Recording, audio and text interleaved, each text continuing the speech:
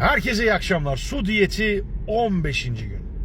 Arkadaşlar çok yoğun soru aldım. Bu sorudan dolayı bu videoyu da bugün ondan bahsedeceğim. Abi sen su diyetini nasıl yapıyorsun? Hemen kısaca laf uzatmadan anlatıyorum. Arkadaşlar ben su diyetine başlamadan önce 2 gün bağırsak temizleyici kullanmam gerekiyordu. Eczanelerde bu ilaç satılıyor. Ben bunu bilmiyordum. 3-4 gün sonra yapmak zorunda kaldım. 2 gün bağırsakları temizledik. Sonra yenebilecek yiyeceklerden önce turbu seçtim. Mideme dokundu. Sonra sıkıldım. Mideme dokunduğu için marula geçtim. Sıkıldım. Çiğ bademe geçtim ve çiğ bademle devam ediyorum. Diyorlar ki arkadaşlar suyu ne kadar içmen lazım? Ya canın istediği kadar. Zaten su diyeti yaparken acayip hararet oluyor. Su ihtiyacınız oluyor.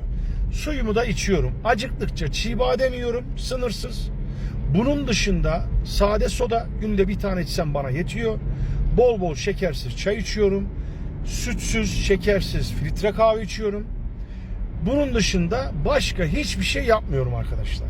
Su diyetinde ayran, yoğurt, ne bileyim çorba, böyle salata bu tür şeyler yapılmıyor arkadaşlar. Ve şu ana kadar 14 günde 10,5 kilo verdim. Kendimi çok iyi hissediyorum.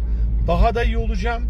O yüzden su diyeti nasıl yapılır diye artık bu 15 videodan sonra sormayın güzel canlar. Bu videoyu sevdiklerinize paylaşın.